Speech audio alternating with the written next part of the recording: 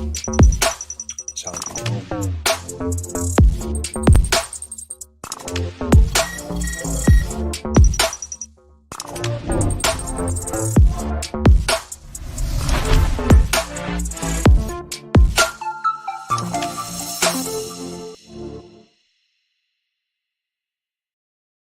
From the 915 to H-Town, from the Panhandle Plains to the Valley, and everywhere in between, this is the 50/50 Podcast, powered by the 50/50 Podcast Network. Join me, Hector Cano, as we cover the Texas high school club and college soccer landscape, along with an inside look at the college soccer recruiting scene. The 50/50 Podcast is a platform about the people and for the people who are dedicated to the beautiful game. Here we go. It's another edition of the 50/50 Podcast, powered by the 50/50 Podcast Network. Here we are. We are episode 113, and I am joined by a familiar face, right? First time joining us officially on the pod. Proud partner, right? Got to share that.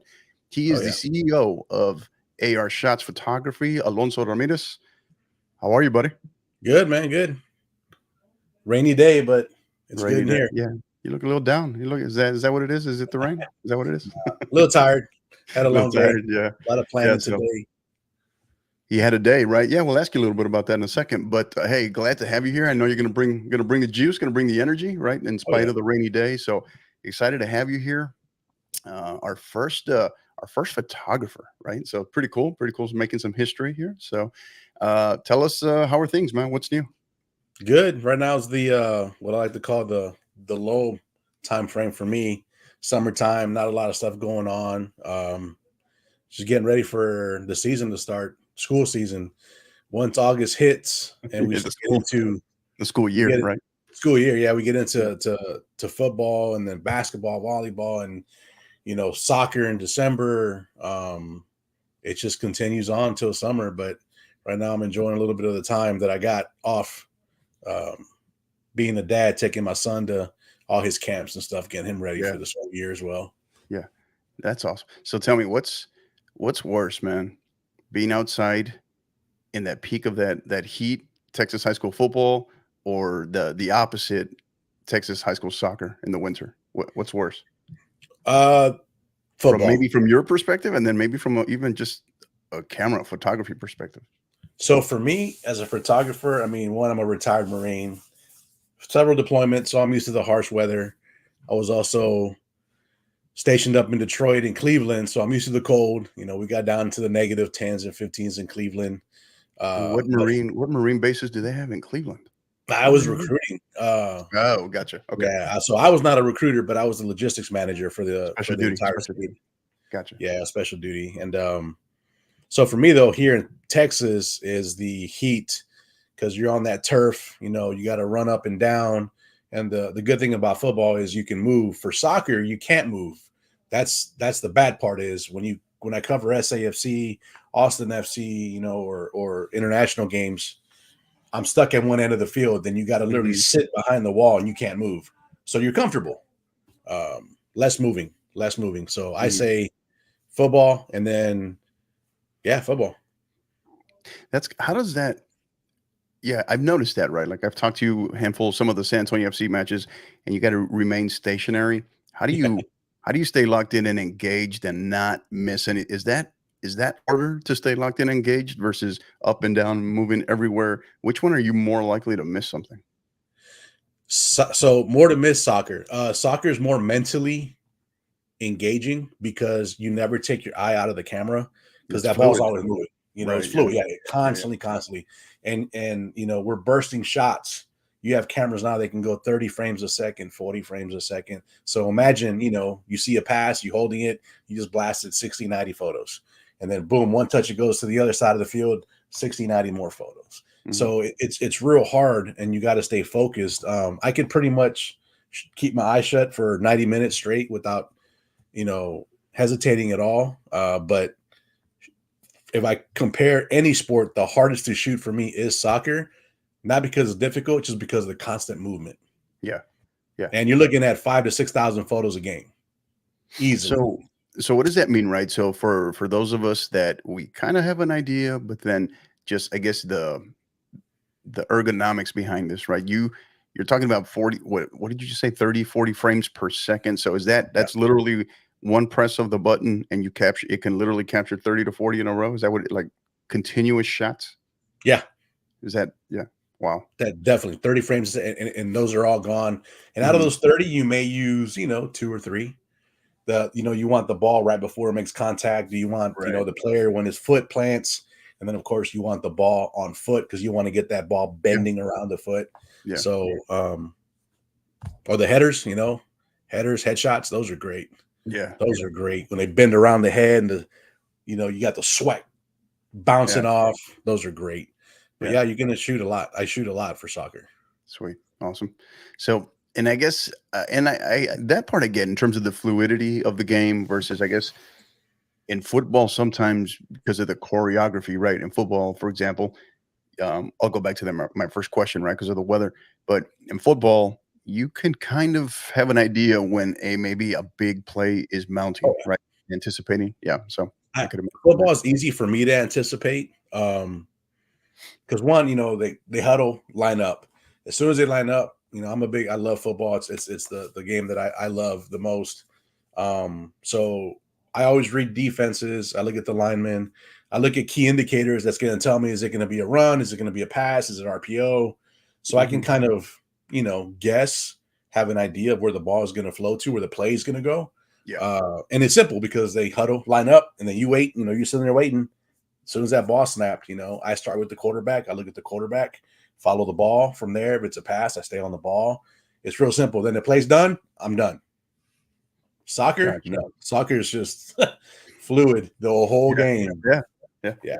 Big difference. Tell us a little bit, what does it mean, right, to be a live sports photographer? What goes into that? Like, what does that really entail? Because I know, in this day and age, right, you can, thanks Steve Jobs, the iPhone, whatever, or even Android, right? There's some pretty advanced cameras on even these cell phones, right? But to be an actual dedicated, disciplined, a professional, right? A professional live sports photographer, what does that mean? What goes into that? So I'm probably going to catch heat from other photographers when I make this statement. You'll hear other photographers say, it's not the equipment, it's the person behind the camera. And in a sense, it's true. You got the person behind the camera has to understand the tool, which is the camera, the lens, understand what they're photographing, the sport. But if you don't have the right equipment for sports, you can't cover it. You can have the best iPhone, Droid, Samsung, whatever you want. And do they do great photos for portraits? Of course. AI is here. So AI has a big part in those static portrait photos. But for sports, to stop the action, at that fraction of a second, you need the right equipment for that. And unfortunately, the equipment is expensive. I mean, to shoot football, soccer, baseball, anything big, when you start to apply for credentials for these big games, they do ask you to, list your gear. Give me your gear listing. And if you don't have, yeah. And if you don't have certain pieces of equipment, they won't even look at you or even think about looking at giving you a credential. And then on top of that, they'll ask for your portfolio. And photographers know when those certain equipment is used, and they could tell, like, okay, he does have it. That was used. That was used. That was used. So you need that expensive equipment if you want to take it seriously. Now, can you take, what we call a kit camera, something, go to Best Buy, $600-700 and cover it? You could, but you're not going to produce the photos that we produce at our level, where you can see the running back or receiver and his eyes are coming through the helmet and you could see it crystal clear and perfect. You're not going to get that with phones, but phones is nothing wrong with it. And you're seeing it more and more on the sidelines at every sport. They're covering with their phone now because it's quick, it's fast, it's instant. And that's what everybody wants. They want that instant gratification, that instant video, that instant play. But the drawback is you can do that for high school and some college. When you start covering pros, where you have ESPN, Fox, where they have air rights, they'll tell you in your credentials that you are not allowed to post anything live during that event or game. You have to wait till afterward. Yeah. So then the phones are useless, Right. They're So useless. So you talked about that. You mentioned being asked for like a listing or even a portfolio. So Mhm. how do they, I guess, verify, right? How, for lack of better words, how do they verify your listing? Because anybody can, in theory, submit a listing, right? Do they do that at time of check-in? If not, they turn you away. How do they verify portfolios to say, hey, this is indeed this person's work? They're not just turning in someone else's work. How do they go about that for these people that are issuing credentials? So for if you're a photographer on here listening and checking this out, you have to have a social media where you show your work. Those ain't got to be all your bangers, but it could be showcasing your equipment. Like I just posted a couple of videos of a new camera I got, where they can see stuff like that. But when you create your portfolio, the photos that you post on there are supposed to be your like dime pieces, your bangers, the ones that everybody's like, whoa, how'd you get that? Photographers know by looking at photos what type of lenses were used for those specific photos. If they're in the industry for a long time, I can spot a four nerd talk here, but like a 400 millimeter lens, the big ones, Yeah. at a 2.8 aperture, ultra wides. I can spot those a mile away and see which photographers have that equipment and don't. Um, so they know. Plus, when you show up, obviously you're going to have all your equipment. If you don't, then they're going to turn you away. Yeah. Yeah. Yeah. Because there have been some people, I have been at some events where they did lie, and I'm standing in line waiting for my credential, and I see, one person with a small bag, and it's a soccer game. I'm like, what are you gonna do with that? And they'll ask you for their name, and they'll look, and they'll be like, where's your equipment? And they hold it up, and like, no, you said you had this, and they won't give them the credential. Hmm. Yeah. So take us through a day in the life, right? What is a day, an evening? You're working a typical event, right? So no matter professional level, indoor, outdoor, high school, take us through that kind of your day. How does that play out?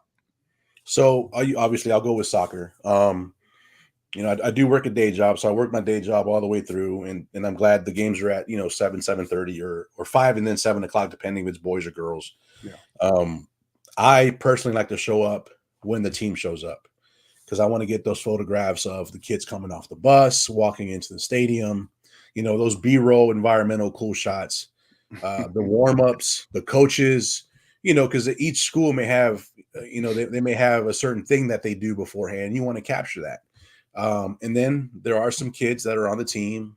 And as you know, you're a coach, they may only set foot on a field for a minute or two. So you want to get them on the field doing something so they at least have some type of memory. Hmm. So I get there an hour beforehand, capture it all, cover the entire game. And again, I'm talking to fast forward. And then I also stay a little bit afterward and cover the post stuff. For example, a big one it was 2 years ago, 2 or 3 years ago. It was a big game. It was when Johnson was playing Lee. I think Lee had just won the state championship the year prior, and they were battling it out. I'm talking battling it out. Johnson ended up coming back and putting one in with like 2 or 3 seconds left, and they won the game. And I Hmm. was able to get Coach Johnson his reaction. The players stormed the field. He went down. I got all his emotions. And that's the type of stuff to me that I would rather have emotional photos like that than all the action stuff, because that's the memory. The kids rushing, jumping, hugging each other, going up to the stands and hugging the other athletes and the kids that are watching. So that's what you want to focus on. That's why you want to stay to the very end. And you won't find that with mainstream media. You'll go to a big game and you'll see, Right. the K-Stats, the Kins, all the big dogs are there. But once they get enough footage that they need for their editor, they dip. Halftime they're gone. Us local guys, we're there until the very end of that match Yeah. because we want to make sure we capture everything that happened at that game. Yeah, it's a great point. Such a great point. Now, question for you: was Coach Johnson wearing his lucky backpack? What was going on? Did Not you that season. not? That, Not yeah, I don't that think. season. Yeah, he hadn't adopted that yet, right? It So didn't yeah, start yet. No, it yeah, didn't start yet. yeah. Great stuff. Um, so um, you talked about it earlier, right? Maybe if soccer is maybe your hardest sport, right, to cover, what would you say is maybe like your easiest or your surprisingly easiest? that maybe others think is difficult and you don't find it as difficult? Football.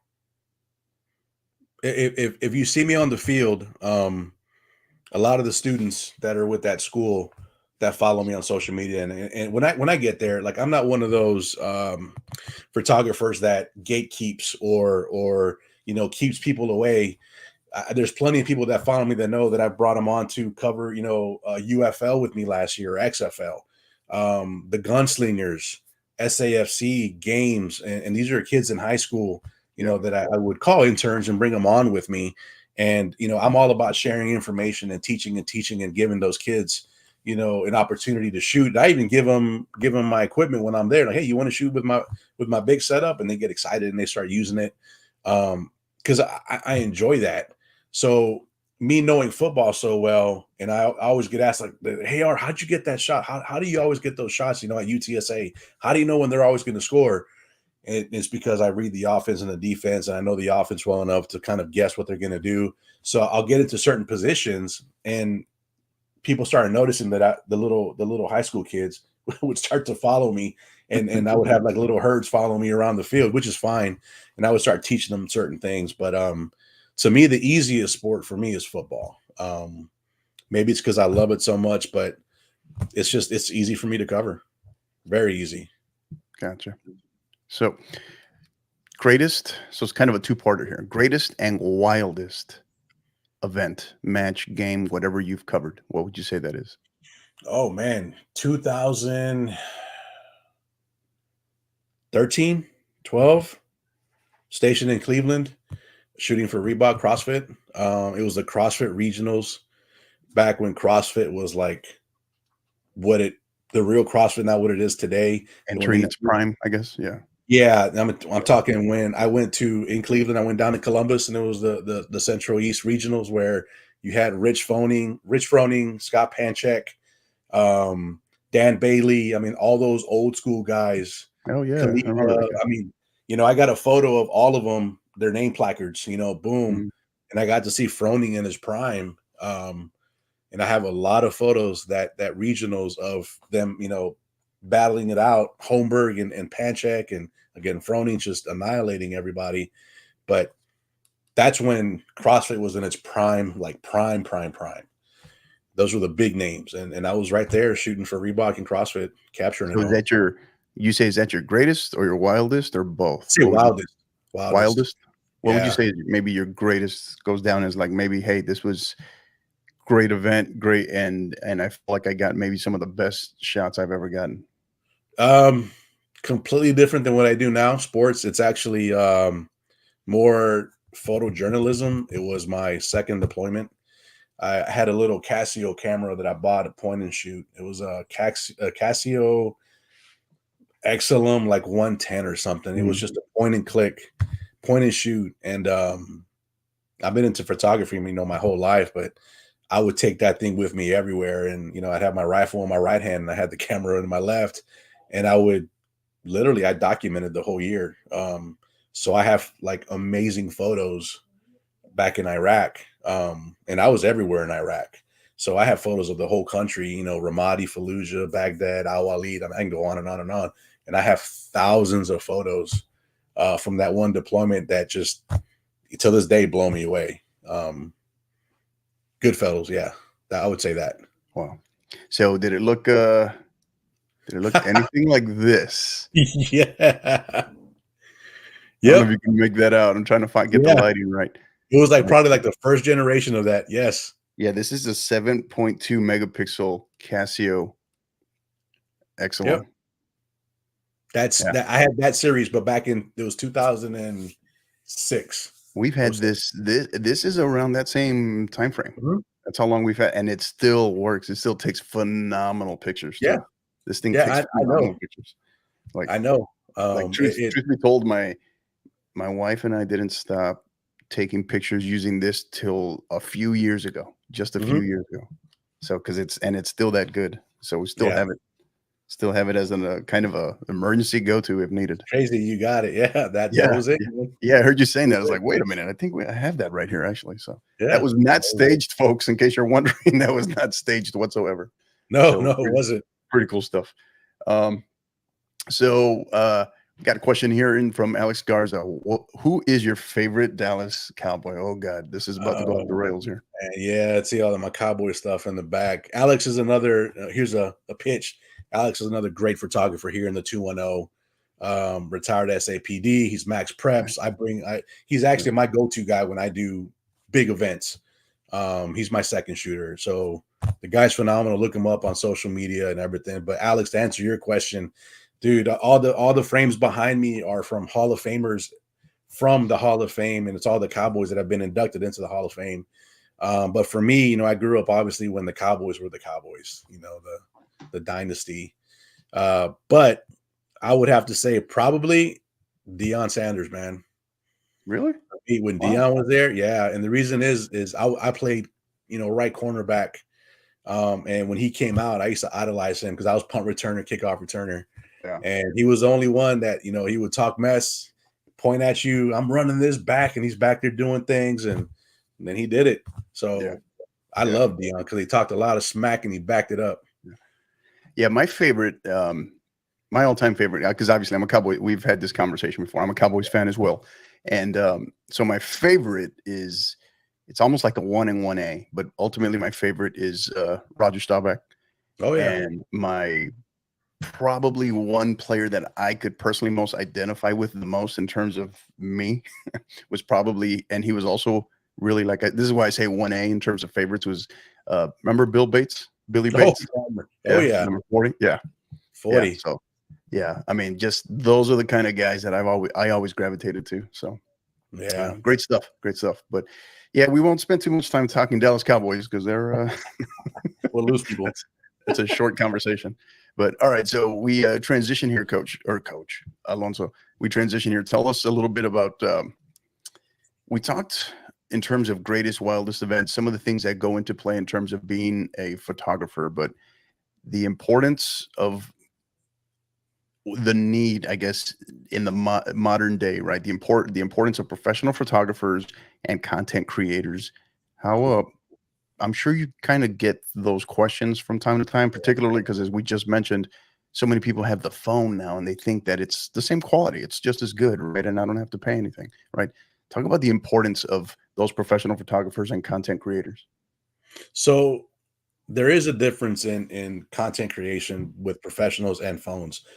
And nothing against phones. Like I got a 15 Pro Max. I use this phone for video because it does ProRes RAW, 4K, does everything, 60 frames a second. I love it.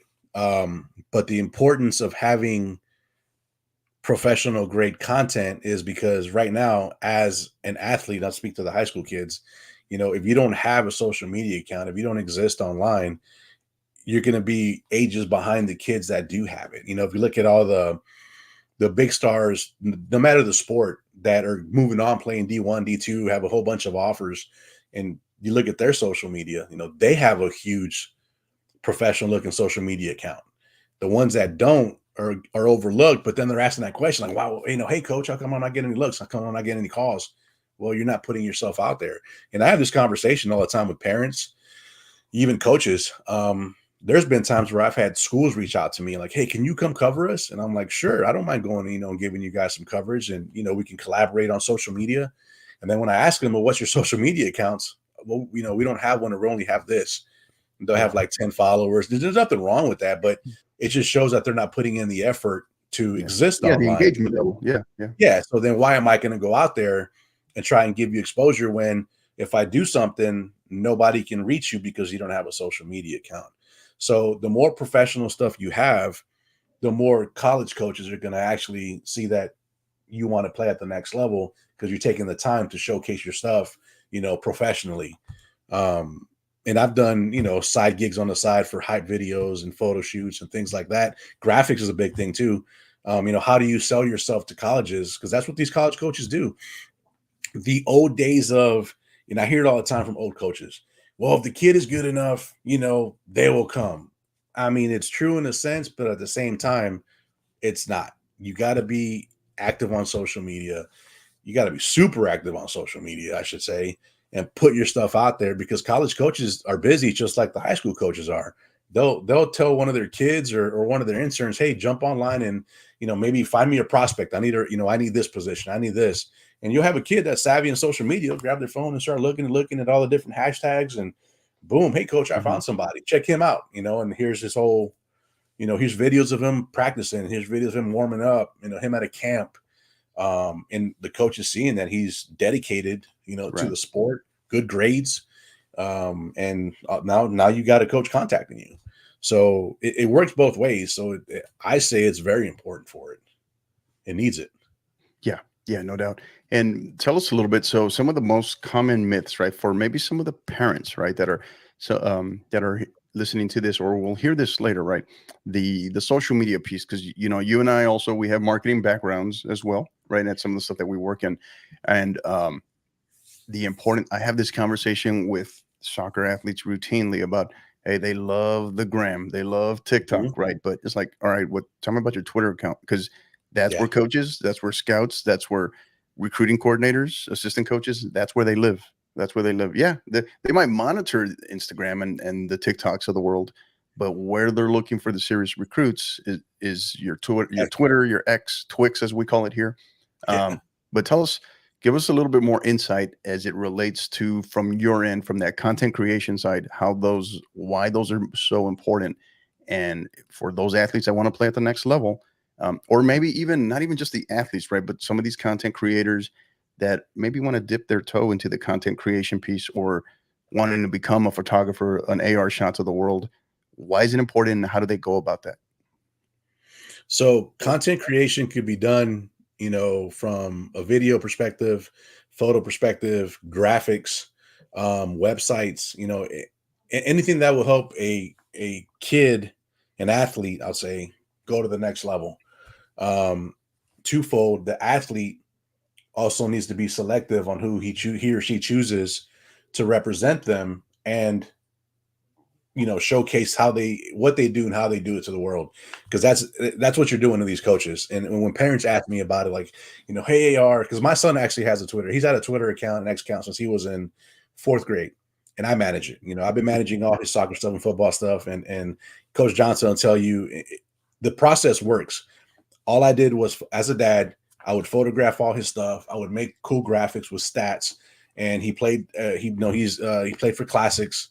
So I would go to the games or tournaments, and I'd take his photos, make graphics, and post it. And then I would start tagging his high school, because he's a future Jag, future Jag. And I would tag the account.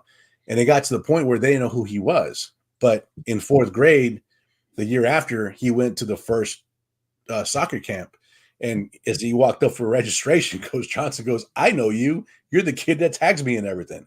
So the process works, So now when the athlete got to that camp, he already had, his appearance was already known to the coaches. So, eyes on, that helps a lot.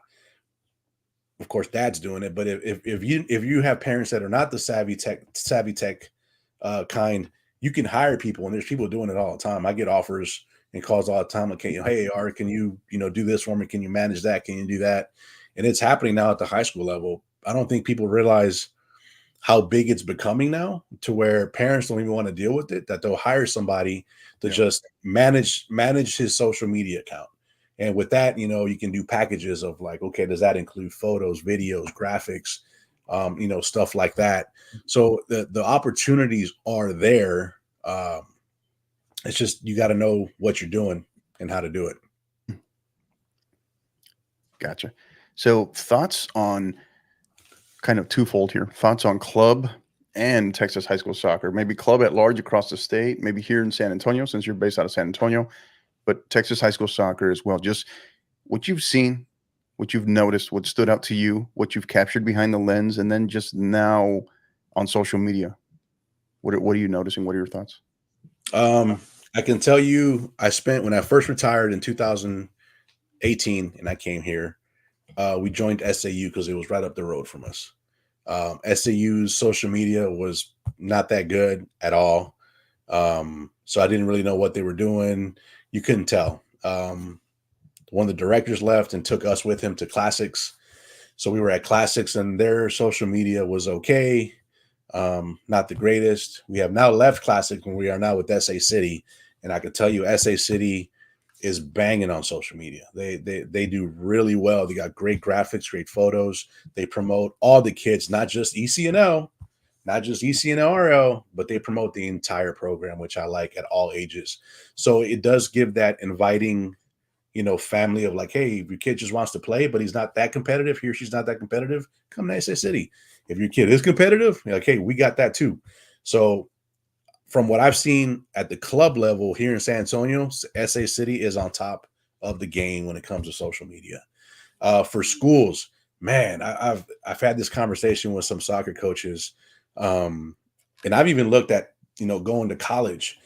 Yeah, Soccer is behind football when it comes to social media, and it's behind a lot. I can't figure out why yet. I'm still trying to figure out, my own trends, if you will. But I don't see a lot of stuff being posted on the soccer side like I do, football or even baseball. And I don't know why that is. I don't know if is it a coach thing? Is it a time thing? I don't know yet. But now that my son is going to be a freshman hmm, and at the high school, now that I'm going to be living it out, I may figure it out. But I'm trying to look at the colleges and see what they're doing so I can help high schools beef up their social media. But even some colleges they're not that active on there. They're not really promoting the right stuff. You don't know who the players are, or what they're about. They're just kind of randomly posting different things. So I'm still trying to wrap my head around okay. that piece. Now, when you say behind from that perspective, what are you noticing? What are you referring to when you say behind? Is it just general graphics? Is it stats? Because obviously those are different. Um, you're not going to capture the same type of stats typically in soccer as you are in like a football or baseball. But what are you referring to? Because I'm kind of curious. Because I don't disagree with you. I'm just kind of curious from what angle I guess you're talking about. I would say coverage exposure of athletes at different camps working Oh yeah, out, um, more on a personal level where they're getting the kids in front of the camera, like, hey, I'm so and so, quarterback, running back, whatever. And then they're bringing those athletes to the camera to where the viewer can connect with them and be like, oh, okay, so okay. now it's not just the logo of the school, but it's more personal now with names. Hmm. Um, and of course, stats, of course, is different, but I mean, just stuff like that, and constantly posting stuff. You can't post onesies and twosies every now and then and expect to get a following. You got to constantly post, and I'm even at fault for that. I have all these great ideas. I do all these great events. I'm like, okay, I'm bringing my phone. I got my gimbal. I'm going to do some behind the scenes stuff, and I get to location, and then all of a sudden, I'm locked in photographer mode, and I completely forget about that, and I don't even post about it. So I'm pretty sure that happens with the coaches as well. But I mean, there's kids that they can rely on. There's other coach, maybe a second coach that can help them out. It's just I see there's a lot. My feed, and I follow pretty much the same. My feed is all I see is football, 7-on-7 workouts, Hmm. camps, ID camps, the kids posting their own stuff.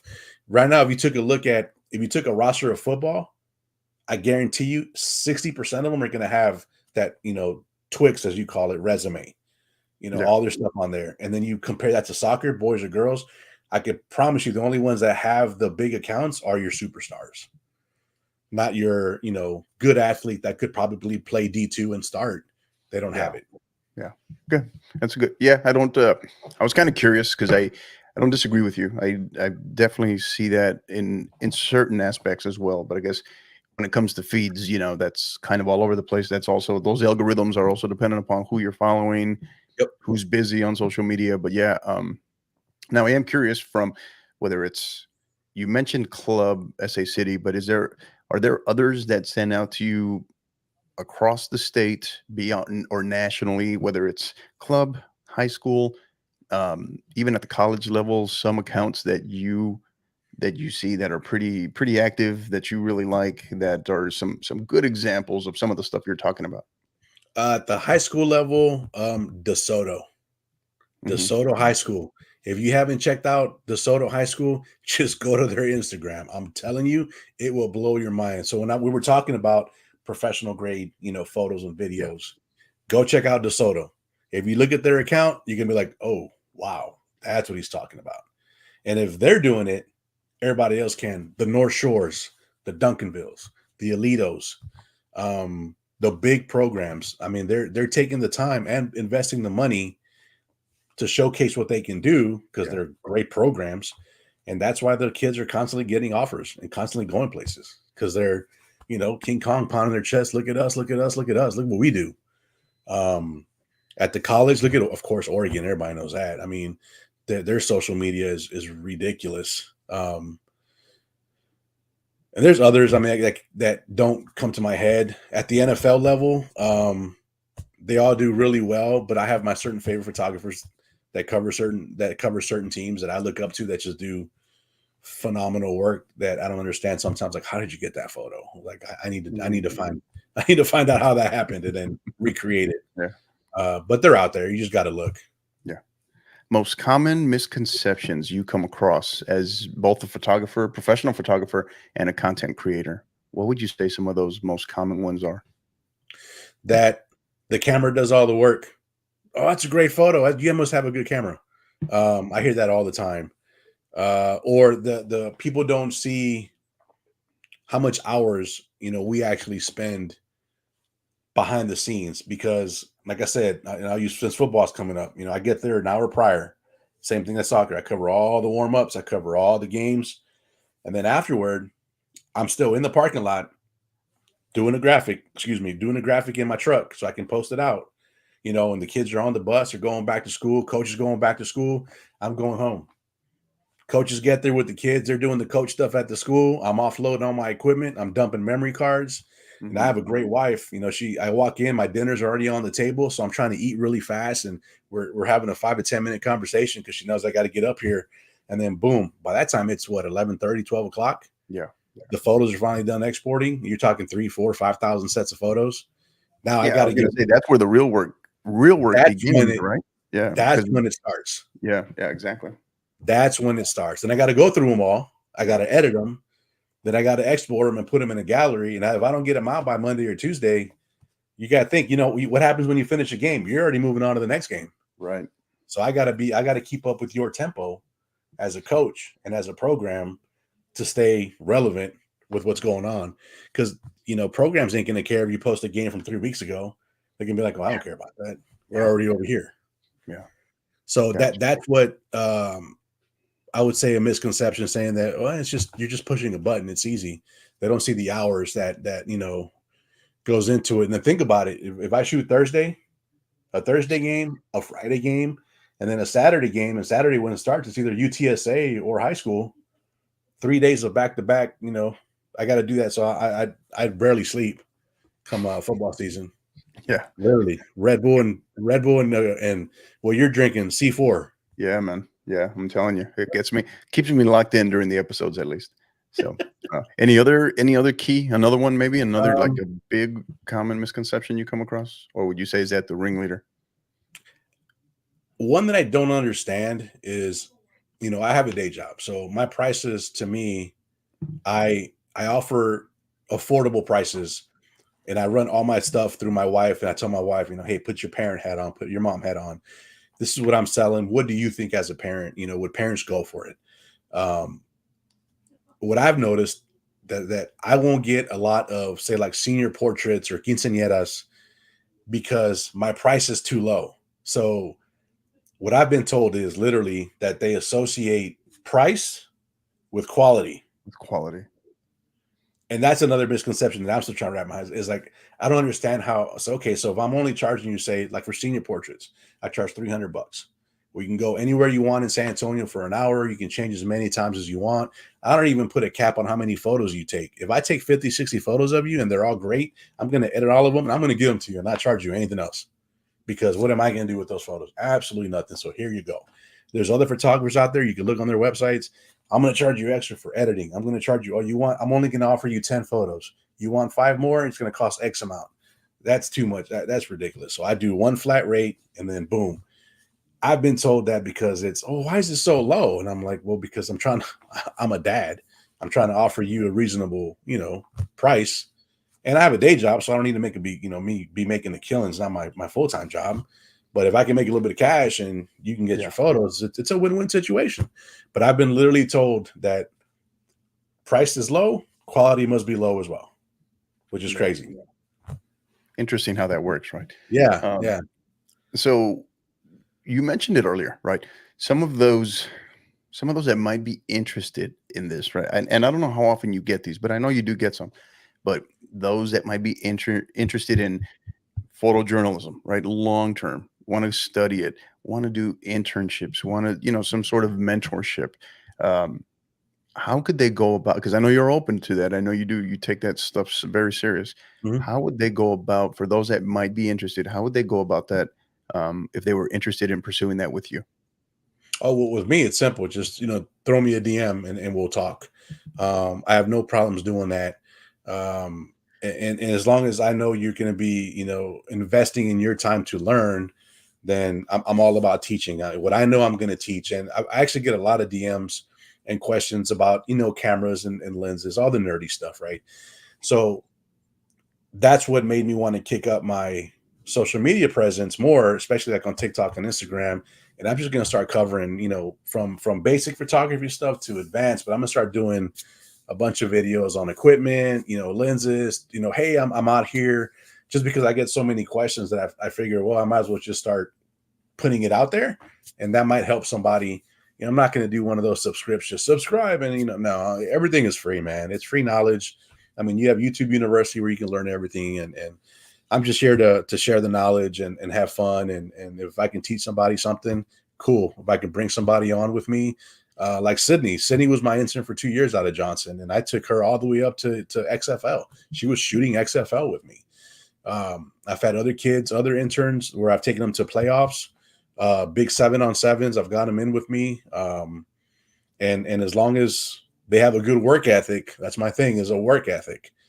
Not sitting down because they're tired or, oh, it's hot, we got to shoot all day.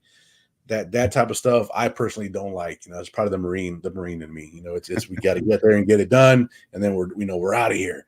But it's simple. Just shoot me a DM, and I have no problem doing that. I love teaching. If a kid teaches and I can help them get some, hell, I've given away so much gear to kids too, just because they don't have it. And I understand, mom and dad don't want to pay for it. If I have extra gear that I don't want, I've given away lenses. I've given away $400 or $500 bags, because I love bags, dude. I have a serious problem with camera bags, serious problem that I just gave one to another photographer. He was from SCISD, Tomas. He didn't have a bag. I gave him a $500 bag. I was like, here, bro, you need a bag. I have no need for it. My wife bought me a replacement. Here you go. Yeah. So I'm kind of in that same boat. I'm kind of in that same boat with podcast, because lugging around podcast gear, you have to make sure you have the right gear to move that stuff around, right? Because it's pricey, man. It's not cheap. It is not cheap. So, yeah. By the way, kind of spoiler alert here, in case you were wondering. So, final in the Euros, last match of the day, Scotland and Switzerland end in a 1-1 draw. So, Scotland, Switzerland, 1-1 draw, final match of the day in Group A.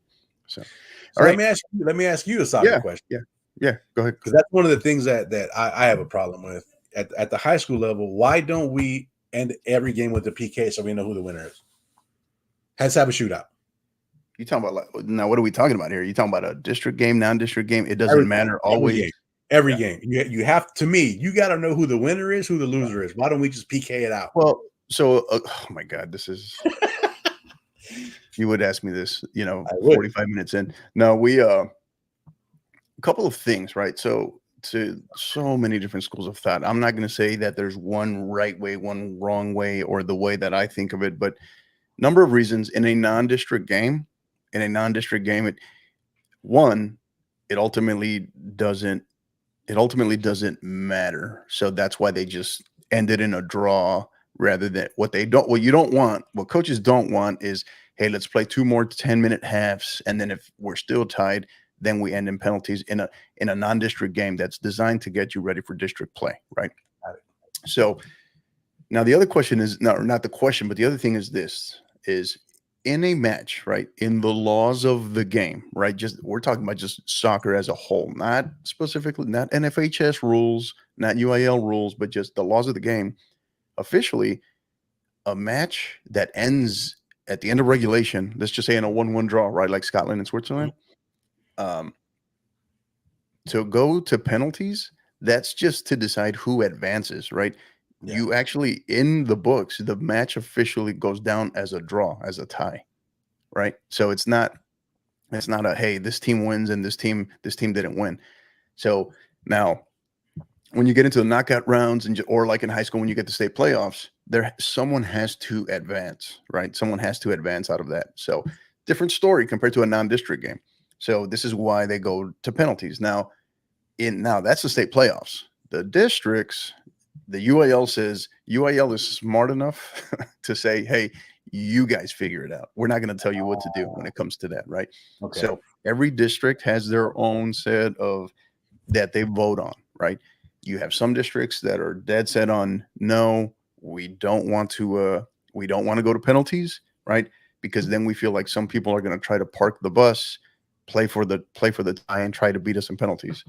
And then we have others. You have others that want to go to penalties because it acts as they feel in the end it acts as a good preparation tool for the inevitable if and when you see that in the state playoffs, right? So there is no, it's very much gray, but that's just, I mean, that's the nature of every sport has some sort of quirks in it. Every sport does, right? Yeah. Just like I could see, like football. Why do we put that at the 25-yard line? Why do we do that, right? Or now, it seems like nobody knows what the hell the rules are for overtime in an NFL game, right? At least in the regular season, right? Everybody's confused now, right? Yeah. So I see what you're saying about park the bus. I never thought about it that way. I mean, that is a strategy. Yeah, there's so many different angles, man. Yeah, there's so many different angles. So many different. I'm not saying that I don't think there is my personal take on it has always been this. Is now me personally this is going back to my days when I coached in college, right? I'm a big fan. I don't know if you've ever seen this. I'm sure you've heard of it, but I don't know if you've ever seen it. I'm a big fan, and I miss that. So the NCAA a couple of years ago got rid of the golden goal rule, right? So, and the golden goal rule was fabulous. It was awesome because it was like if two teams tied at the end of regulation, they can play the 2 10-minute overtime periods. But if in the run of play at any point in either one of those additional overtime periods, if a team scores, game over. And you had a lot of people that complained about that. You had a lot of people that didn't like the golden goal rule.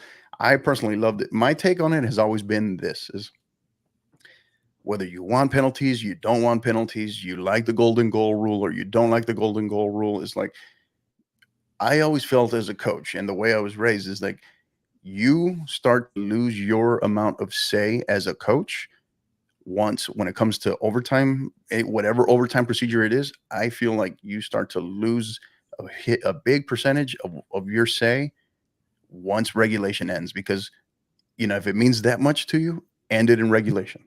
Take care of business in regulation. That's always been my take on it. I know it can sound blunt, but that's always been my take. It makes sense. Yeah. So I don't know, but yeah, I'm trying to keep us from going off the rails there, because I'll go off for like another 10 minutes on that one. But that's a good question. It's a great. That one gets. We had. As you know, my school, we're getting ready to enter a new district, as a lot of schools are with this new realignment cycle. Yep. And what was it? Probably about 5 weeks ago, we had our new district meeting for soccer coaches, and this was a key point of emphasis. This was a key question: was the penalties, right? And in district play. And they're all different, man. They're all different takes, different experiences, different backgrounds. So yeah. So I wish it was just an easy, simple black and white thing, but it's not. Yeah. So, all right. Next question for you. Any new projects or current things that you're working on, stuff that's kind of in the works, in the mix, anything as it relates to just content creation, sports photographer? Maybe it's not even sports related. What do you got going on? I mean, honestly, right now, I wouldn't say anything new. Just picking up.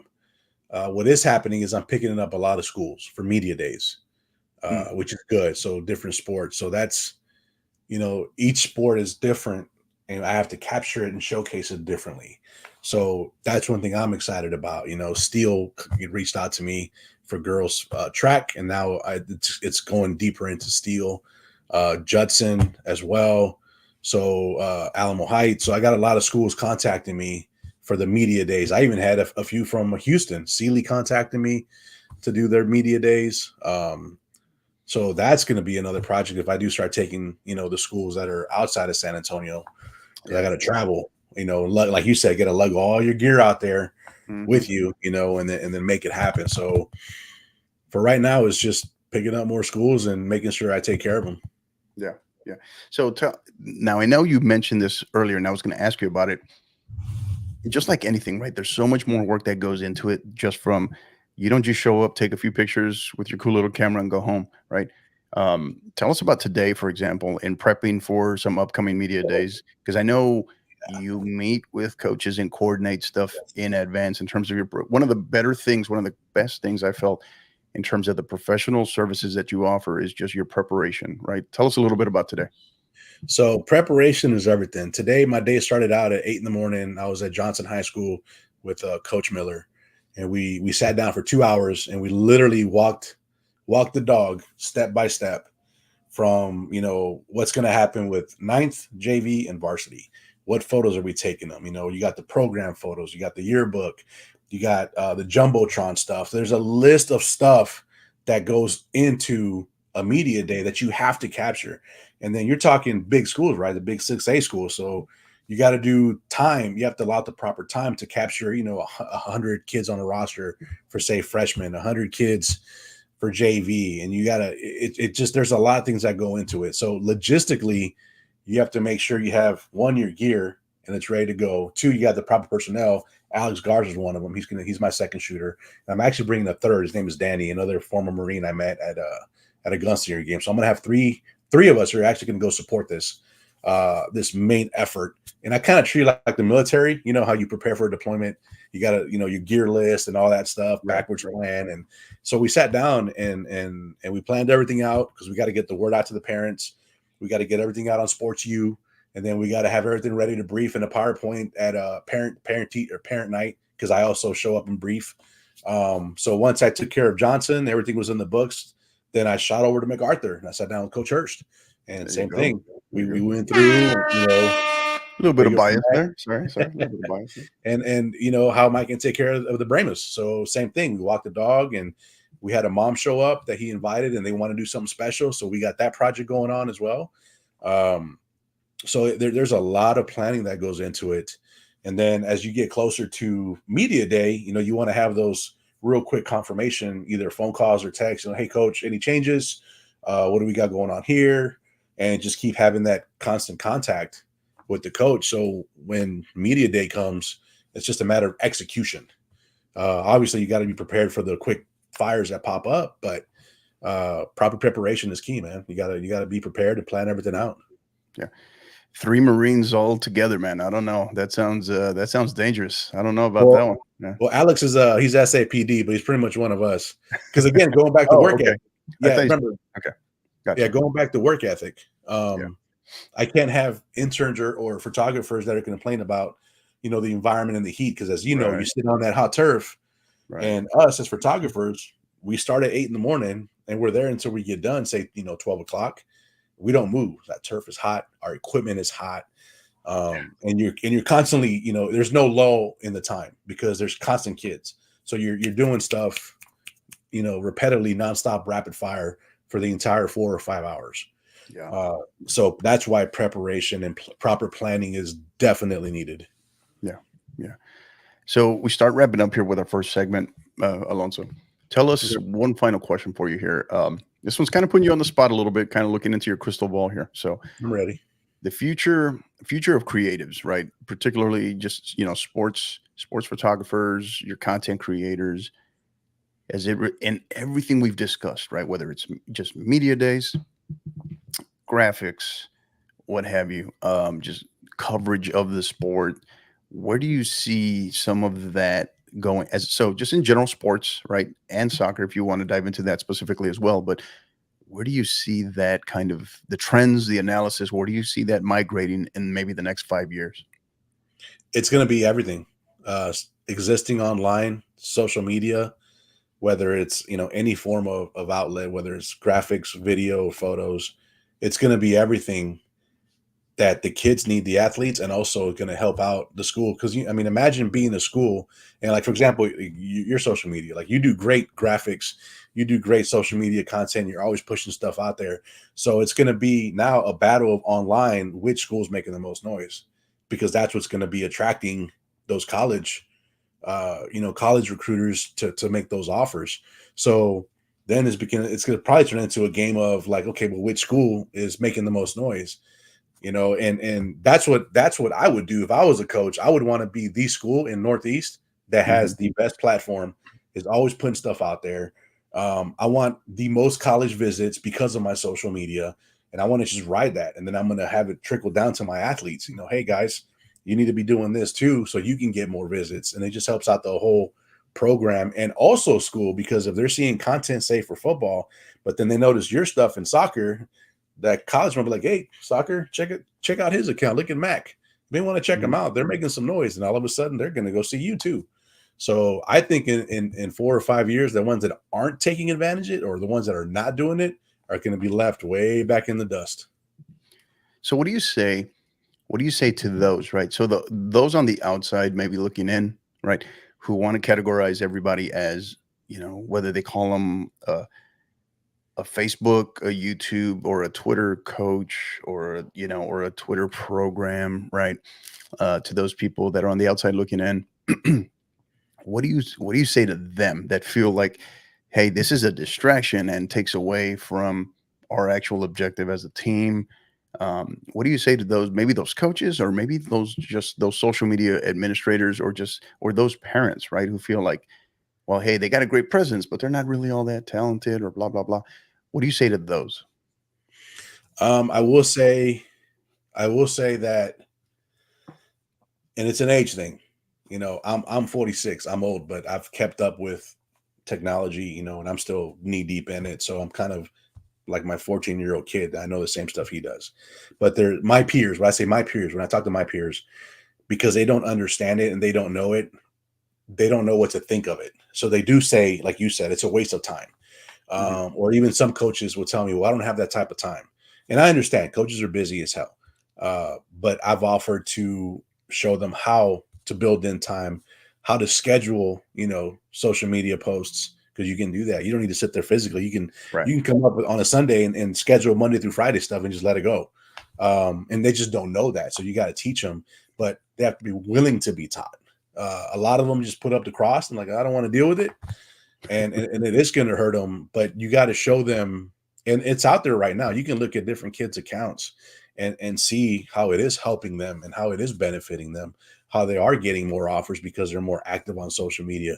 I've seen more kids get offers as freshmen right now on social media at certain schools because of their social media content. Now, honestly, they're great athletes, but they're putting what they can do online for people to see.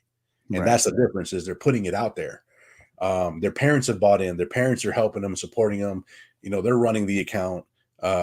And then you'll have the kids that are just as good, but they're not doing that. And they're asking the questions, like I said earlier, well, why am I not getting those offers? Well, because they're not hearing you. They're not seeing you. They're seeing your buddy. They're seeing his account because you don't have one. Yeah. Yeah. To me, from the athlete perspective, to me, it's just a further, and you kind of hit on it earlier, it's just a further reflection of that self-discipline, that work ethic, that commitment level, right?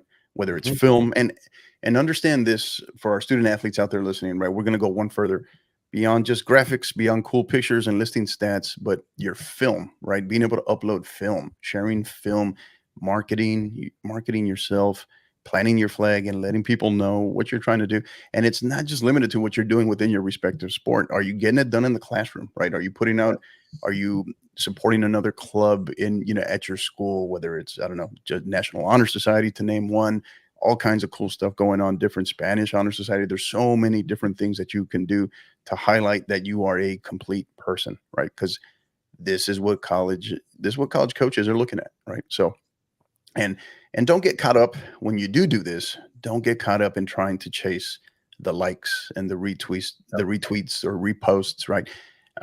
Just look at the views. People are viewing your stuff. right? People are viewing your stuff. So you just got to play. You got to be in it for the long haul. You got to start with the end in mind and know what the end game is. And it's not to see how many followers you can get, how many likes you can get, right? But just it's the initial brand creation of yourself, not just for your playing years or where you're going to go to college, but even beyond that. So great stuff, really great stuff. Really hit on a lot of topics, a lot of different stuff there. So, and I thought we were doing great, man, until you asked me about the PK question. Then it went sideways there for a little bit.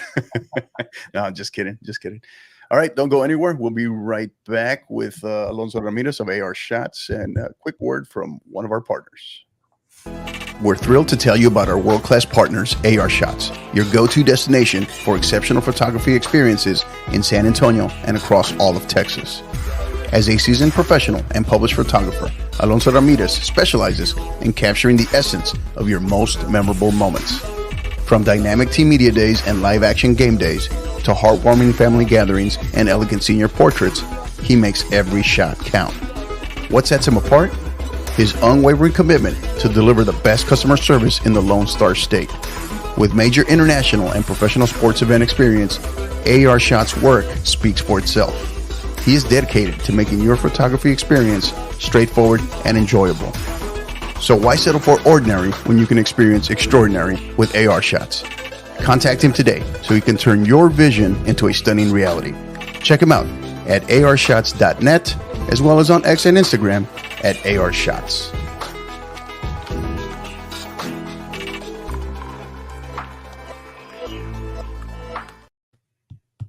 All right, and we are back, episode 113 with Alonso Ramirez of AR Shots Photography. Hey, man, did that promo spot look familiar to you at all? You recognize that? No? Yeah, a little bit. All right, man. Hey, it's counterattack time. Time to pick on you, throw random stuff at you, see how you handle the pressure. All right, here we go. First one. Secret talent. Any secret talent that very few people know about? Oh, man. Yeah. Don't laugh. I started playing World of Warcraft in 2005. All right. I still play it. I play Overwatch, and I'm pretty damn good at it. And I used to play World of Warcraft on a big raiding guild for money. So this before streaming was ever a thing. Is this the World of War? Is that the Leroy Jenkins game? It's Leroy Jenkins, it is, right? It is. Okay, yeah. Good. Yeah. I'm on record, by the way. I'm on record telling my wife that our next dog that we get, our next boxer, that's going to be his name is Leroy Jenkins. Dude, Leroy was so famous that Blizzard actually brought him on and started bringing him to all the BlizzCon events. I'm telling you, yeah, people don't know that about me. It's so funny because my character that I play in game, I made after my wife in 2006. I just made a blonde blood elf, right, as a joke, and that became my main character. And I was like number one on the server, which is a big thing, for about 6 months. Like nobody could take me down. This was when? 05? This was I got back from deployment in 07. So this was like 08, 09 time frame. Okay. Yeah. And I was I was still playing. And then fast forward to 2016, 17, my final years in the Corps where I was teaching, I was an instructor. And I used the Leroy Jenkins video as an attention gainer for a class, right? Yeah. And there was a couple of Marines that played World of Warcraft. And I was like, you don't play? And they're like, you don't play because I'm old. And I told them the name of my guild and my character, and I'm not lying, their mouth dropped. They're like, we know your character in the game. They know who that was. They knew who that was. Like, prove it. So I had to log online and like, this is me. And they were like, damn, that is you. So yeah, I got a nerd side in me, man. That's awesome. That's all. Somehow with you, that doesn't surprise me. I don't know why. I just have to make sure we're talking about the right game, though. It's World of War. It's WoW. Yes. Yeah. That story, that video with Leroy Jenkins still cracks me up every time I see it. Every time. All right, next one. Lake or ocean? Man, lake. Yeah, me too. Lake. Me too. I almost died in an ocean a couple times, and I'm a fish. So I'll go to the lake. Ocean, yeah. I want no part of that, man. People think beach, but I see the ocean, Yeah. So. Yeah. All right. Pretty much know the answer to this one, but I'll ask it anyway. Cats or dogs? Oh, dogs. Yeah. Good. Me too. All right. Adidas or Nike? Adidas. Okay. All day. Yeah. I grew up an Adidas guy. I kind of converted to. I actually didn't wear any Nike whatsoever until I got to the Air Force Academy. So ironically, I so grew up on kangaroos because I was poor as hell. I grew up on Adidas. And do you remember? You remember British Knights? BKs? Oh yeah, I had the BKs. Burger You Kings. remember Oh BKs? Yeah, yeah, yeah. I had the Burger King. BKs, K Swiss, and Adidas. Yep. Yeah. All right. Next one. What would you rather lose, your wallet or your phone? Mm. Uh, Wallet, because I got all my stuff on my phone. Only thing that's in my wallet literally is my driver's license, my military ID, concealed carry. That's Yeah. about it, man. Everything's Yeah. on my phone. Yeah. I'm trying to purposely now I'm at the stage where I'm trying to keep stuff not in my phone, I'm just because. backwards. I'm all on Yeah. my phone. Well, no, it's not the convenience piece. It's just because, privacy, the information Yeah, stuff, I all got the you. intellectual property stuff. All right. Next one. Favorite. I'll ask it again, but see if you can come up with two other sports because you kind of mentioned this already. Maybe second favorite and second hardest sport to cover. You mentioned football and soccer. Yeah. So what would you say? Second, What is maybe number second two? hardest would be volleyball. Because Okay. it's super fast. It's very fast. And you have to definitely guess where they're spiking that ball at. Because it's always the same, bumps or spike, bumps or spike. So depending on where you get to cover, and for high school and photographers, if you're listening, especially if you're a male, because it does matter, you never want to be behind the team that you're photographing ever. Ever, ever, ever, ever. So I'm always either online or in front of them. So if the court is in front of me and my team is to the left, I'm facing this way. Well, if I have Mhm. a camera, I got a camera right here, and Yeah. I'm here, this eye is closed. This one is looking through here. I can't see what's going on. So I don't know when the bump set spike is gonna happen. So I'm looking at the center of the court, seeing who's gonna hopefully get the dig, and you have to time it just right. So you're snapping, and then you got to follow to the set, and you got to go up and see because two or three of them go up. Well, which one's it going to? And you got to find it real quick, and then snap it again, and Yeah. then rinse and repeat over and over, and then don't let them go back and forth for a while. Yeah. It gets crazy. So I would say second hardest is going to be volleyball. I'd As probably be nauseous after like 2 minutes of that, man. it's I fast. would. All right. So second favorite behind football. Baseball and softball. I'll Okay. put baseball and softball together, but I'm going to put softball on top. Reason being is because them dugouts and the girls get crazy. They have dances. They get wild. So I love being in the dugout with them because you get those really cool dugout shots with the girls. And they're all dressed up and everything. So Yeah. Okay. softball, baseball, but softball's on top. Gotcha. All right. Next one. We pick up your phone right now, right? What are we going to find in that music and podcast play? I don't know how much of a podcast guy you are, but music and podcast playlist. What are we going to find? What's in the rotation? What's in the go-to? For music, I'm old school, man. I'm 80s, 90s.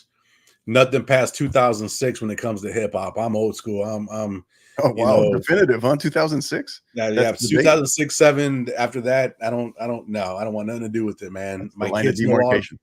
Yeah, Yeah. yeah. But I would say for me, freestyle and house is my thing.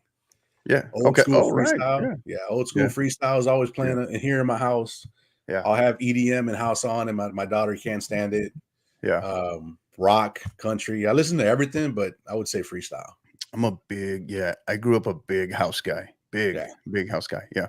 Especially I loved it when I was in Europe, man. The you remember probably what was it, late 90s, early 2000s. It was big. It had kind of been established as a newer genre, garage, based out of the UK. You remember that Mhm. garage? It was called the garage. Yeah. Yeah. Um, and yeah, I don't know. I don't know if it just died off or it just got reclassified. I don't know what, but I don't listen to music anywhere near as much as I used to, man. So with me, it's information, it's audiobooks, it's podcasts. I'm always consuming information. So Yeah. yeah. So podcasts. You listening to anything on the podcast side? What are you listening to? Yeah, on the podcast stuff, it's all photojournalism, photo stuff. You know, I don't want to say news because news is boring and outdated on podcasts, but more stuff of like how AI is affecting, Yeah. photography and how it could affect it and replace it and blah blah blah, all that type of stuff. So I do when I go for walks or runs, I'll throw that on just to see what's going on, the latest chatter on stuff like that. But mainly it's music. Yeah, I'm a big music guy. Gotcha. Good deal. All right, King Kong or Godzilla? Oh, that's a hard question. Oh my God, I grew up on old school Godzilla, black and white. Man, and I love all the new movies of Godzilla and King Kong. I have them all. I even bought. I don't know if you've seen Godzilla -1. Have you seen that one? What is that? What is that? It's Godzilla made old school Japan style, where he's attacking the public and everybody. Where did I see that? Is that Hulu or Netflix? It's on Netflix. Netflix, right? Yeah. I have not. So that's a newer thing that just came out not too long? Okay. Yeah, I haven't clicked on that. I was like, what is that?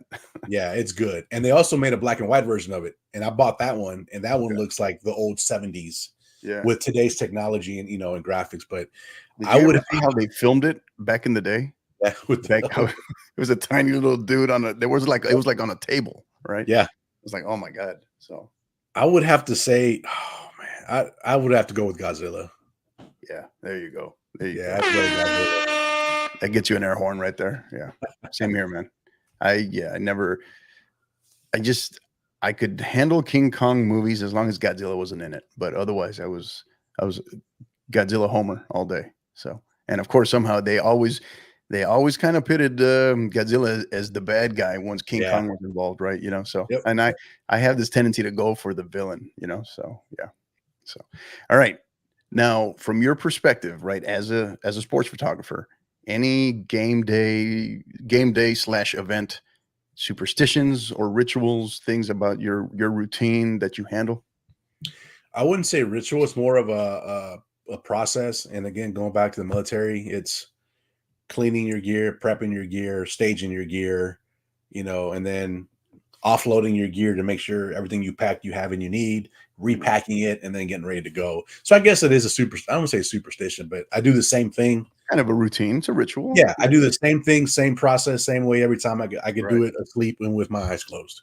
Yeah, I can reach in the bag with my eyes closed, and I know what I'm pulling out. I do the same thing. Like to this day, I call it the head to toe. Like back when I was active duty, right? So I could always make sure I had all my gear and didn't forget anything. Yep. Especially when you're talking about multiple forms of gear, uniforms, was the head to toe check, right? I called it the head to toe check, so I wouldn't forget anything. So now I do the same thing with all our podcast gear, all our podcast equipment. Because and luckily to this day, knock on wood, have not forgotten anything. So, and you always pack the extra gear, extra batteries, extra memory cards. Now, how about this though? Have you ever gotten to an event and you either actually forgot something or something died on you? Something one time I forgot. I had all my batteries charging because I have like a little hub. I had everything charging. I had everything packed up. Boom. And I jumped on a last second meeting for work because I'm running 3 monitors right now. So I jumped on it was like 4:30. Jumped on a call, did my work thing, and I had to hurry up and get to the stadium. Grabbed my gear. Completely forgot that my batteries weren't in the bag because that sidetracked me. Jumped in the truck, took off, and I was halfway down Evans, and I was going in my head doing the check. And I was like, batteries. So I pulled over, grabbed my bag real quick, and I remembered they're still charging. So I had to come all the way back home and grab them and get them. And then, one did die. It was an XFL game. I was in Houston covering the Roughnecks, and it was a fade in the corner, and I already knew it. And I'm panning, and I hit the shutter button, and I see the receiver running. He's doing this, and then black screen. And then I hear the crowd. And I was like, what? I looked up, and I'm like, oh my God, my camera died. Wow. That was my fault. I wasn't paying attention. Wow. Yeah. So it happens to everybody. Yeah, I bet. Nobody's perfect. Well, of course, and it happens in that moment. That's typically how it happens. Yeah. Or you leave your camera in single shot, which has happened in a high school game. It had happened on Ty Hawkins. He was running right at me for a touchdown, and I'm sitting there, and I hold it, and it's a mirrorless camera, so it's super quiet. So I'm holding the shutter button, and I'm thinking I'm taking photos, and he points at me, he flexes and runs off, and I go to look at it, and it's one photo, and he's like 10 yards down the field because I had it on single, and I burst. Oh, wow. Yeah.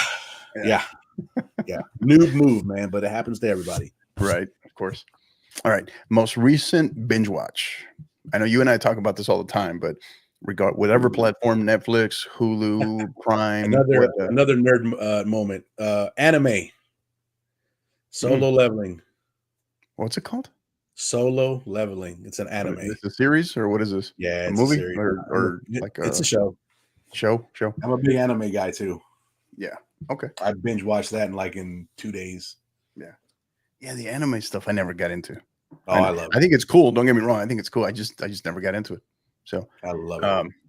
All right. Next one. Bucket list destination. Place you have not been to that you got to go to before it's a wrap. Dubai. Really? You never made it there? You never made it there? No? Supposed to. Never made it. Yeah. We're not cool like the Air Force. I could have given you I think I went there like 4 or 5 times. I could have given you one of mine. Yeah. Marine Corps, we don't go places like that. We're not that privileged. Or they don't trust us there. You can't let us loose in nice places. Yeah, it was. Well, I'll say 2 of the 4. I think it was 4 or 5 times that I was there. 2 of them, was pretty cool. The rest of them, they weren't. They weren't. Oh, wow. And even then, the time that I was, those 2 times, it was a couple of days only. So yeah. And it's only for photography purposes. Like when I see the sand dunes, the sunsets, and then obviously all the architect. That's what I would want to go there for. Yeah. I could only imagine. So, all right. Superpower question here: mind reader or invisible? You can pick one. Which one would you prefer? Invisible? Quickly, I could disappear. Yep. Okay. All right. Final one here. You made it. So this one's gonna put you on the spot. This is kind of a 2-parter. Okay. So all right, you're appointed the czar of all sports in America, right? Oh shit. Okay. So you oversee. So whatever you say goes. You're like the governor, president, all in one as it relates to sports and specifically soccer, obviously. So if you could change anything in soccer in America tomorrow, what would it be? And if you could change anything just in sports in general in America tomorrow, what would it be? Man, that's a big one. For soccer, man, that flopping stuff's got to go. It's got to go. It's so blatantly obvious, and maybe because I'm seeing it at 30 frames a second in my camera, because I see everything. Oh, I bet you get some great ones. Great ones with that. Oh yeah, especially when there's like no contact, there's like this much room between them, but they're falling down. Oh yeah, I see it all. Get rid of the flopping. And then for all sports, participation trophies. Get rid of them. Too much of this personal feelings and make your kid feel happy. Hey, you lost. Get better. Get rid of that, man. And even my kid, when he was growing up, we were in North Carolina, another soccer, and they got a trophy for participating in a tournament. He himself, I think he was in 3rd grade. He himself went and threw it away. I was like, I deserve that. We didn't win. Wow. Yeah. Get rid of the participation trophies. There you go. That's awesome. Good deal. Well, hey, you survived, man. You made it. That was it. Made it through counterattack. We went through that, but no, hey, this has been great. I've loved having you here. And again, full disclosure, as we kind of briefly hit on in the beginning, having Alonso on here is a great thing. As the CEO of AR Shots Photography, as he is one of our partners here at the 50/50 podcast, we love having him. This is a great partnership, and just quality, being able to partner with quality people, quality individuals, quality organizations, and we stand by their quality service, their quality products, because I can attest to them firsthand. He does phenomenal work. How we actually met, just kind of was an interesting story in itself. It was just a phone call because other photographers wouldn't call me back, right? And you jumped all over that, and I've been nothing but thoroughly impressed with your professionalism. And to be able to partner with you is a true blessing, and loved having you on here today for episode 113. But before we go, as is customary, we always like to have our guests have the floor for their kind of final thoughts. So shout outs, thank yous, whatever's on your mind, the floor is yours. It's easy. First quick thanks is to obviously wifey. I can't do what I do without the wifey running the show behind me. She supports all my events. My calendar is always full. She hates it, but she knows if I see white space on my calendar, I'm trying to plug it in with another media day, another event. But I couldn't do what I do without her. So the thanks would be straight to her for allowing me to do that. And then the other thanks is going to be to the coaches for, one, looking at my work like you did, trusting me with your program, because I know that's important. Those are your kids. You want to showcase them. And I give every school the same treatment that I give, a college or an XFL. I bring the same equipment. I don't change anything up. So people don't know this, but I also do media days for middle schools. And when I show up to basketball indoors, I'm bringing the same light setups that I use at high schools. So I treat everybody the same. I treat all programs the same. Definitely don't.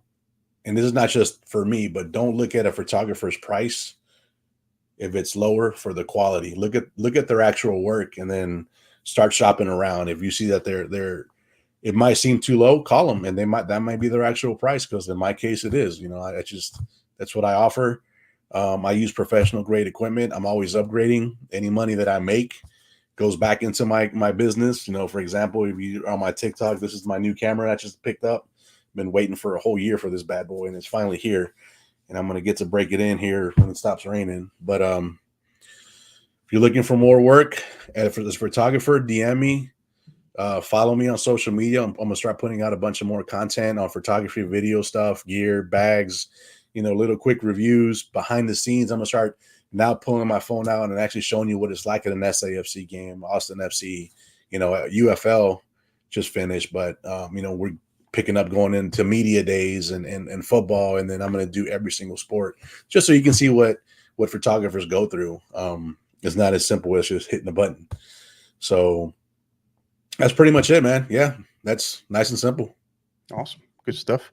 And don't go anywhere. We'll be right back with our wrap-up or final thoughts. A quick word from our other partners. Looking to step up your social media marketing game? Well, let us tell you about our great friends at Gipper. Gipper is a way that schools, athletic departments, ADs, and coaches create world-class marketing content. Join over 4,000 coaches, ADs, SIDs, and club directors who use Gipper to create high-quality visual branded graphics for your program. The best part? Anyone can do it in seconds on any device without needing any design experience whatsoever. If you do have significant design experience, you're going to love this as well, as you are what they call the power user, and this is designed with you in mind as well. And just for being a listener and supporter of the 50/50 podcast, you can receive savings immediately and save 10% off any first-time Gipper purchase. Simply visit gipper.com/partner/5050 to learn more. Again, that's gipper.com/partner/5050. And then there are our great friends at Global Scarves, both Bill and Kyle. They are the top providers of custom knitted scarves, beanies, and other fan merchandise in the U.S. All merch is fully custom with free design services and free shipping on all orders. They do so much more, guys, than just scarves. Blankets, beanies, you name it. It's all designed and all customized to your specifications and needs. You can contact them at info@globalscarves.com to get any free designs or quotes built out for your school, club, or maybe even a supporters group. Simply mention the podcast or use the code #5050pod, and they will be sure to take care of it. All right, and we are back, episode 113 with Alonso Ramirez, CEO of AR Shots Photography. We start to wrap up here. Hey, this has been awesome once again. And I was going to ask you, you mentioned it there earlier, just a little while ago. You were nerding out your little video with the new camera that you got. Yeah. So tell us, what is different about that new? Because that thing is a monster, man. What's new about that? What do you plan on using that for, or what's got you so excited about that thing? It's long story short. It came out in March, but if you weren't part of the pre-sale, then you weren't going to get it. It's still not available now. I actually found one vendor in Hong Kong, a big camera store off of eBay that had it. Obviously, they're going to upcharge it. So I pay a little bit extra, but whatever. But it's going to basically replace my current one that I use for all portraits. So any senior family portraits, quinceañeras, and even some media day shots are going to be used by this by this camera with another new lens that I just got that's down there. It's my camera equipment. It's down there at the bottom. Gotcha. It's in a nutshell, it's like going from say a V6 to like a V12 in a car. Oh, wow. Okay. Yeah. Nice. Good deal. Oh yeah. Hey, the great stuff. I love the background there, all the cowboy stuff. Yeah. Just disappointed in no 50/50 podcast scarves though, man. I told you my son took it. You threw. Oh yeah, he did. He jacked Yeah, you. my son saw it and he was like, "Oh, I want these." And they're up in his wall. So yeah, he did tell me that. I forgot about that. Yeah, he stole them from me. Deal. Awesome. Well, thank you again for being here, everybody. Thank you for joining us today, episode 113 with Alonso Ramirez. My final thoughts. Before I get into that, Alonso, where can they find you? We talked about your social media, DMing you. Where can they find you on all platforms? Everything on all platforms is AR Shots. On the Twitter, Instagram, on TikTok, it's AR Shots Photography, and then obviously my portfolio, which is arshots.net, that is broken down into different categories. So if for your case, soccer's in there, and then softball, baseball, different levels, D1 college, and then it's all there, even the media day. So everybody, even coaches, can look on there and see that I cover not just sports, but dance and cheer. I do it all, and you can see what type of photos I take, indoor and outdoor, in all different situations. And I bring my own lights. For people interested in joining or wanting to intern, hit me up on the DMs. I love to talk, and I talk to everybody too. So just give me a little bit of time if you send me a message, because it might go in the request and I don't see it, but I will definitely answer everybody back. Gotcha. Good deal. And my final thoughts, again, quick plug, our next episodes that we are working on, right? We have Austin Greenway, the new head women's soccer coach of the Westbrook High School Lady Bruins, working on getting him, as well as Coach Colin Salyers, the new head men's soccer coach at San Antonio Brennan, working on trying to get both of those coming to you sometime in the next couple of weeks. Just a matter of coordinated schedules. The summer, it's always a little different in the summer.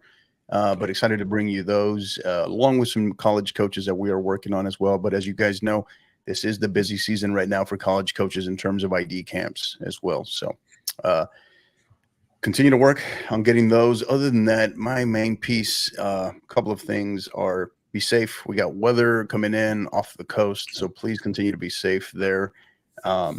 Flooding, obviously, don't drive. If you're driving for whatever reason, low water crossing, don't go through it. What do they say? What's the old saying? Turn around, stay alive and survive, or don't. I forget what it is. I forget what it is, but something like that. You know what I mean? Turn around, basically.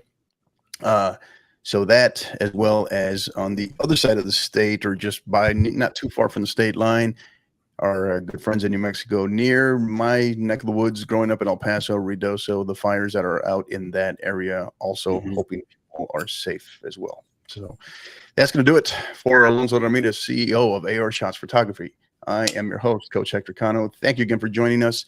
Reminder, you can find us on Twix, Twitter X, whatever you want to call it, as well as on all the other platforms. But you can find us on Twitter at 50_50pod, on Instagram at 50_50 podcast, as well as on YouTube at the 50_50 podcast. That's where you can find. Make sure if you go on YouTube, make sure you subscribe, click that notification bell. You can get live notifications of whenever we go live.